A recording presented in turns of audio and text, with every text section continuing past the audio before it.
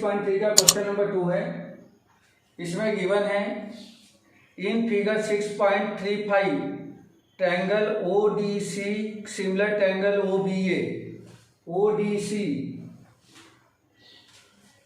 ABC and D and this is the O, triangle ODC similar triangle OBA ये given है बेटा। तो इसको हम लोग नोट कर लेते हैं।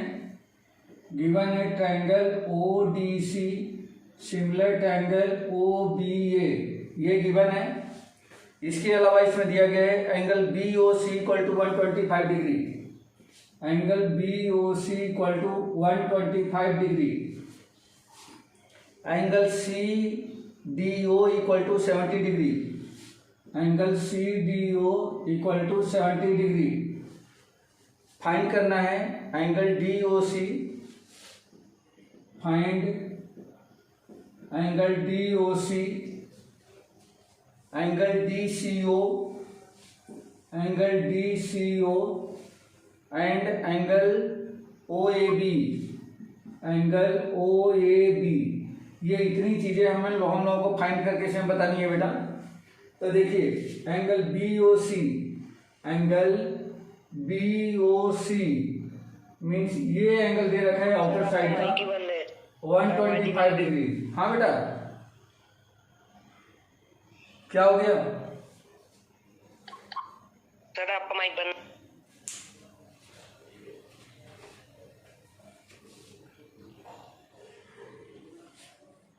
हाँ ठीक है, यस सर। ठीक है बेटा। तो यहाँ पे एंगल BOC दे रखा है 125 डिग्री, इसको मैंने नोट कर लिया है। एंगल CDO, CDO मीन्स ये एंगल दे रखा है, ये एंगल है आपका 70 डिग्री। और triangle ODC similar triangle OBA है। तो हमें फाइंड करना है DOC, DOC सबसे पहले ये एंगल बताना है कितना डिग्री होगा। तो देखो बेटा सिंपल सी बात है, ये एंगल और ये एंगल, ये दोनों एंगल मिल कितने डिग्री का हो जाएगा बेटा? बोलो, ये पूरा एंगल कितने डिग्री का हो जाएगा?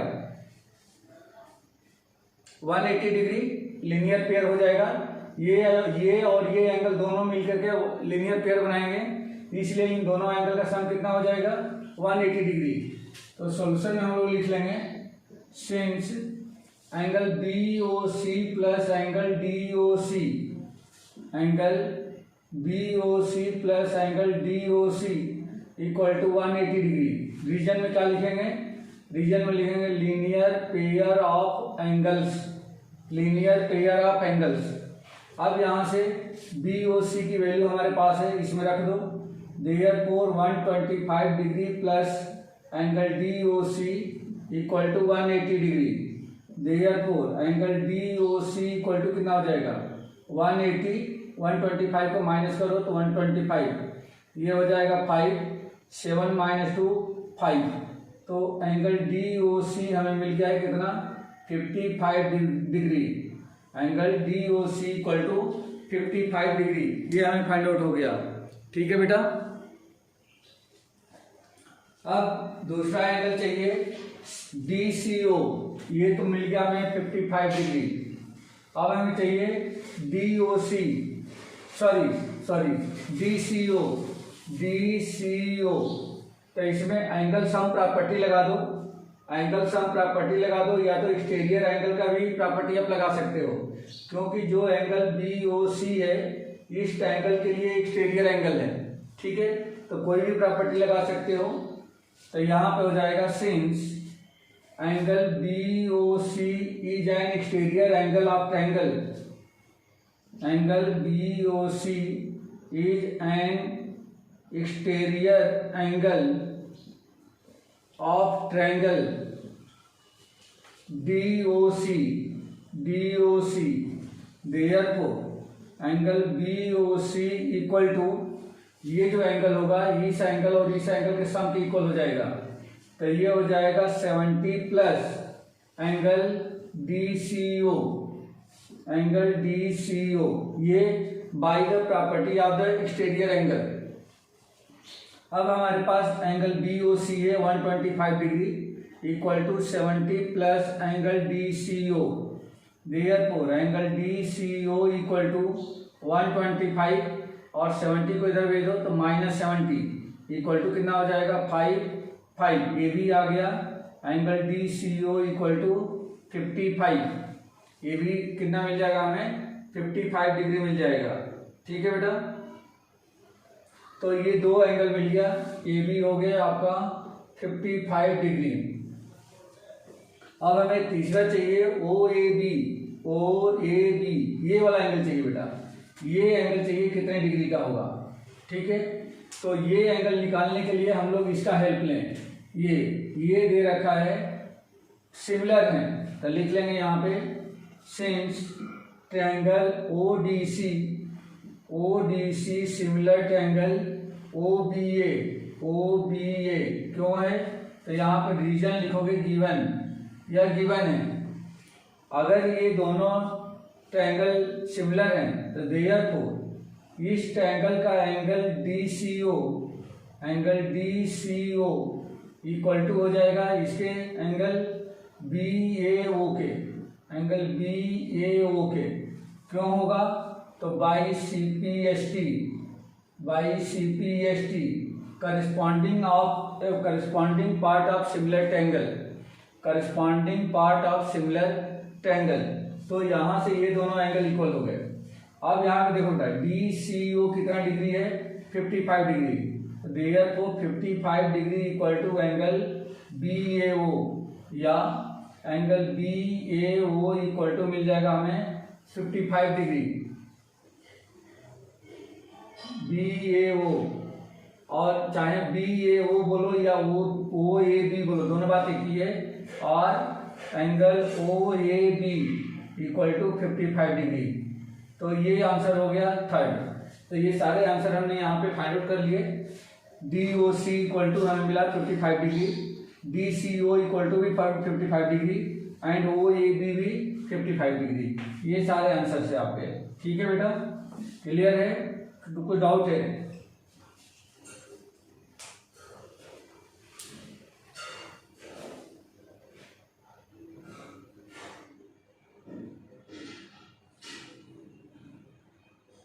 पूछना है बेटा कुछ?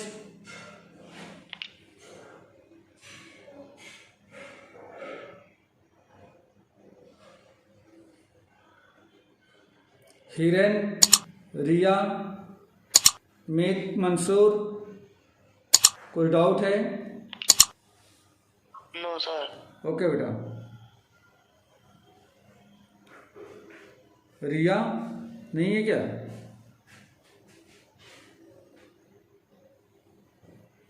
सर है। ठीक है बेटा, चलो नेक्स्ट क्वेश्चन देखो। क्वेश्चन नंबर 3,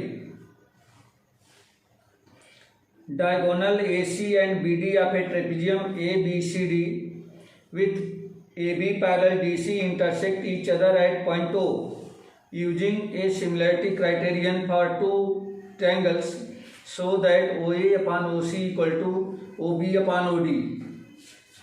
देखिए बेटा, इसमें एक ट्रेपेजियम दिया गया है।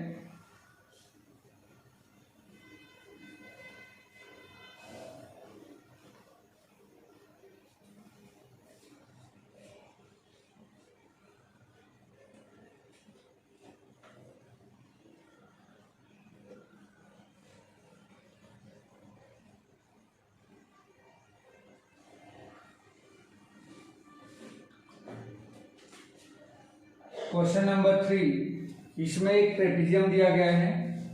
इस टाइप से एक ट्रेपेजियम है।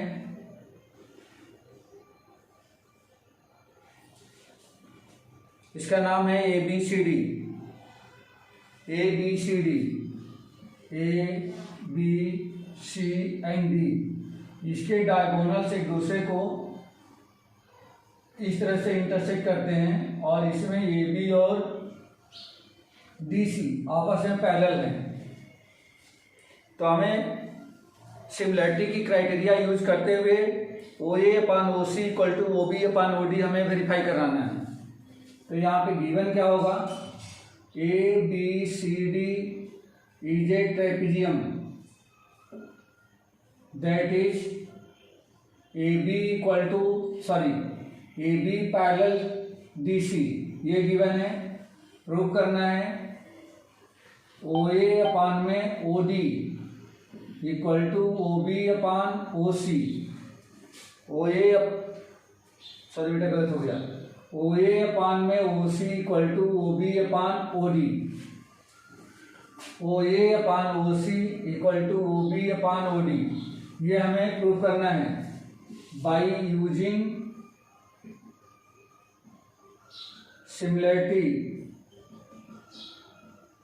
Similarity criteria.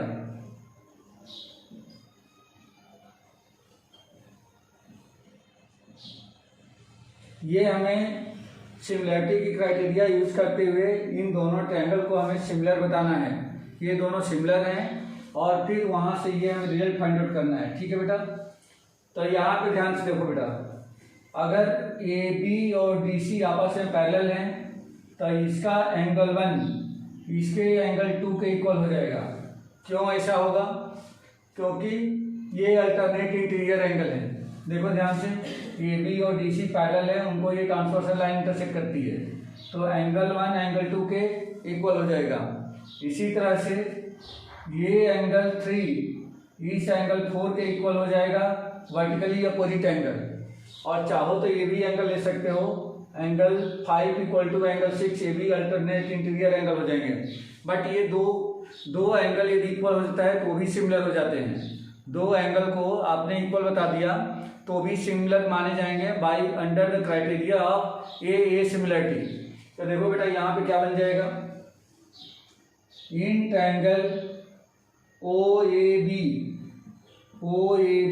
And triangle OCD, in triangle OAB and triangle OCD क्या मिलेगा यहाँ पे, एंगल 1 इक्वल टू एंगल 2 लिखेंगे, alternate interior angles, angle 3 equal to angle 4। यहाँ पे हम लोग क्या लिख लेंगे, vertically opposite angles. Therefore by a similarity triangle OAB similar triangle OCD। अगर ये दोनों ट्रायंगल सिमिलर हो गए तब हम कह सकते हैं कि इस ट्रायंगल के साइड्स इस ट्रायंगल की करस्पॉन्डिंग साइड के रेशियो में आ जाएगी। देयरफॉर OA अपान में OC इक्वल टू OB अपान में OD। क्यों होगा? तो बाई CPST, और इस तरह से ये क्वेश्चन आपका डन हो गया। क्लियर है बेटा? क्लियर है?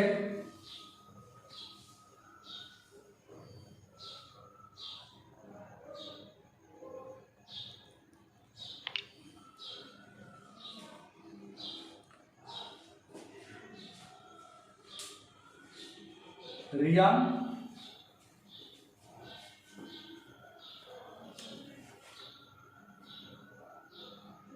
Yes sir. हाँ बेटा, समझ आ रहा है? Yes sir. ठीक है, क्वेश्चन नंबर 3 देखो, नहीं क्वेश्चन नंबर 4, थर्ड तो यही था।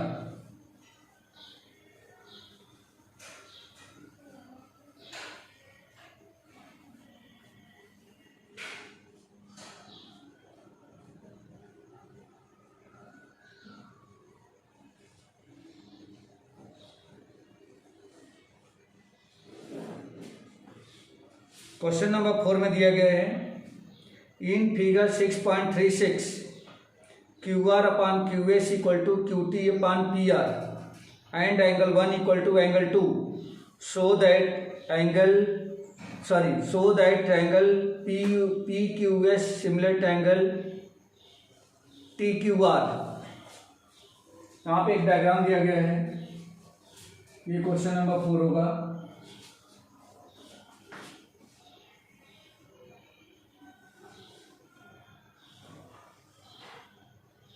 ऐसा एक डायग्राम दिया गया है।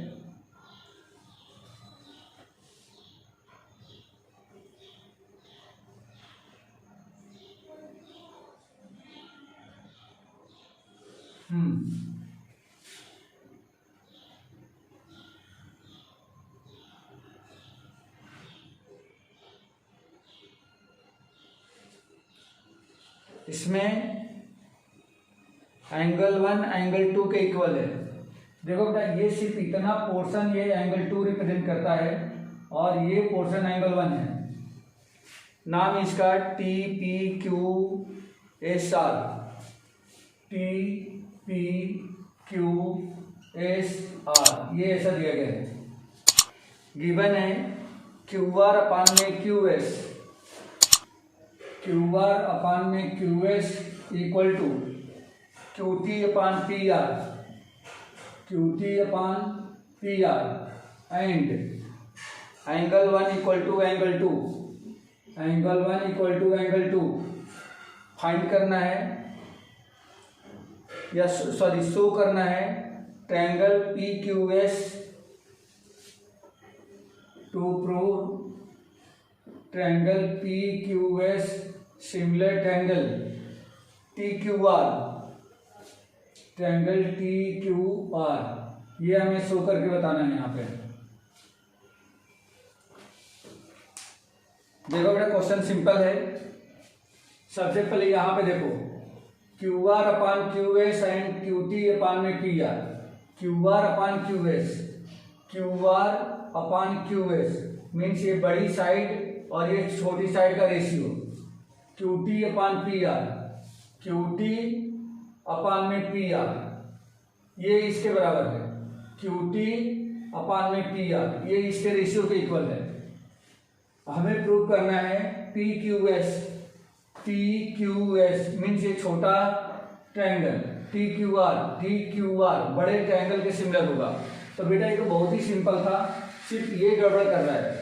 अगर यहाँ पे पी आर के प्लेस पे, अगर इस पी आर के प्लेस पे पी क्यू आ जाए, पी आर के प्लेस पे अगर पी क्यू आ जाए तो देखो ये दोनों ट्रायंगल को कंटेन करता है, साइड साइड का ये रेशियो सेम दिख रहा है। देखो Q R upon Q S, Q are बड़े ट्रायंगल की साइड, क्यू एस छोटे ट्रायंगल की साइड, क्यू टी बड़े ट्रायंगल की साइड और पी आर की जगह पे अगर पी क्यू आ जाए तो ये दोनों क्या हो जाएंगे, ये साइड साइड का रेशियो बन जाएगा।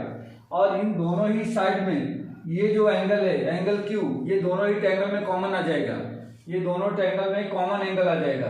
बस हमें चेंज करना है, क्या चेंज करना है, पी आर के प्लेस पे पी क्यू लाना है। तो देखो बेटा बहुत सिंपल क्वेश्चन बन गया है। Solution in triangle P Q R, in triangle P Q R, इसमें क्या हम लोग देख पा रहे हैं, इसमें हम लोग देख रहे हैं पी क्यू आर में एंगल 1 जो है एंगल 2 के इक्वल है, ये गिवन है बेटा। यहाँ पे देखो गिवन है angle 1 equal to angle 2, reason में मेंशन करोगे गिवन। देयरफॉर हम लोग 9th में एक कॉन्सेप्ट पढ़ के आए थे कि किसी भी ट्रायंगल में यदि दो एंगल इक्वल हो तो उन दोनों एंगल के अपोजिट साइड भी क्या होती है, आपस में इक्वल होती है। Opposite side of equal angles are equal. तो हम लोग लिख सकते हैं देयरफॉर एंगल 1 की opposite side P R, angle 2 की अपोजिट साइड पी क्यू के इक्वल हो जाएगी। तो therefore P R equal to P Q, reason mention करेंगे opposite angles of opposite side of equal angles, opposite side of equal angles तो equal होते हैं, ये इसलिए हमने P R equal to P Q लिख दिया। देयरफॉर अगर पी आर और पी क्यू इक्वल है तो इस वाले कॉन्सेप्ट को यूज करो और पी आर की जगह पे पी क्यू ट्रांसफर कर दो। देयरफॉर क्यू आर अपान में Q S equal to Q T upon में इस पी आर के प्लेस पे पी क्यू लिख दो, तो ये हो जाएगा पी क्यू। यहाँ पे ये हमें मिल गया। अब यहाँ पे चेक करो, देखो ये बिल्कुल सही बैठ गया। Q R upon Q S, Q R upon Q S equal to Q T upon में पी क्यू, ये मिल गया। और एंगल 1 जो है ए दोनों में कॉमन हो गया, एंगल क्यू कॉमन हो गया, तब लिखेंगे in triangle P Q S and triangle T Q are, यहां से क्यू आर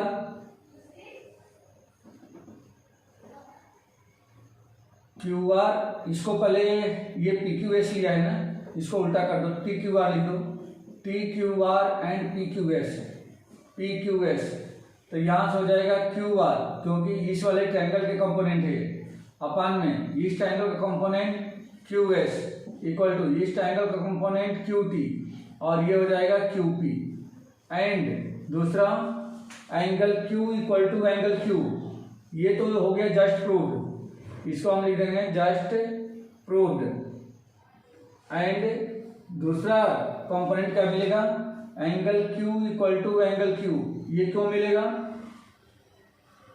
कॉमन, ये दोनों ट्रायंगल में कॉमन एंगल है, देयरफॉर कौन सी सिमिलरिटी अप्लाई हो रही है बेटा, side angle side, therefore SAS similarity,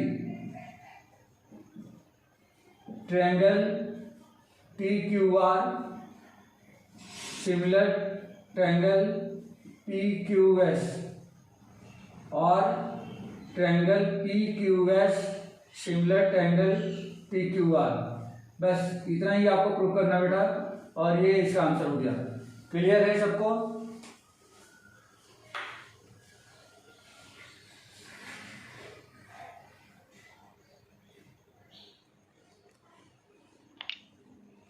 सबको क्लियर है?